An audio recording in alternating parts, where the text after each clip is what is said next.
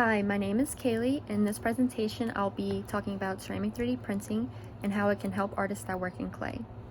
In pottery and in the art world in general, humans have been using their hands as the primary way of object making when it comes to clay.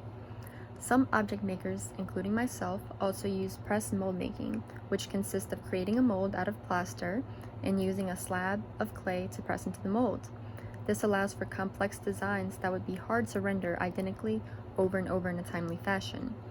For example of this object would be used using a mold because it would be really hard to do that over and over again. Another tool that helps with this would be the potter's wheel, of course. So when it comes to the invention of ceramic 3D printing, what other ways can it benefit artists than these more traditional ways that can't? Well, not only can it speed it up even more compared to these other ways, it also allows for creating identical parts and complex shapes and patterns that otherwise would be impossible or very difficult to achieve, even considering the mold making. So what exactly is ceramic 3D printing? 3D printing was first introduced in the 1980s, and by the 1990s, ceramic 3D printing was in the works. It can be used in many different fields, including the chemical industry, electronics, biomedical engineering, and of course art, which is the reason I'm interested in it, and functional pottery.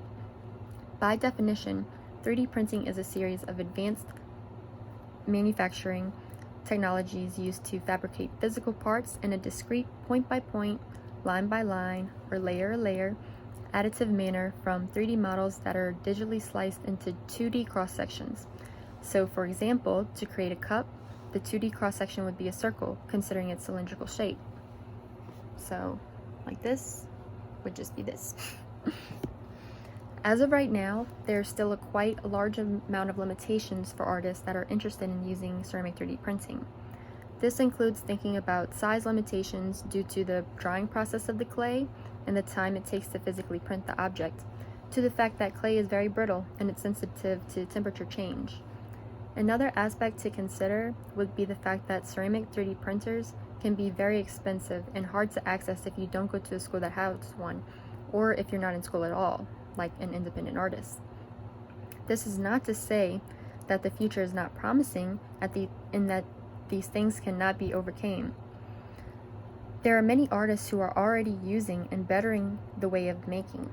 For example, one artist named Taekum Lee does this. If you want to learn more about the process, there's a very interesting video on his process by Art Insider. I hope this presentation sheds some light on how technological advances are not only used by manufacturers, but also can be used by artists and object makers.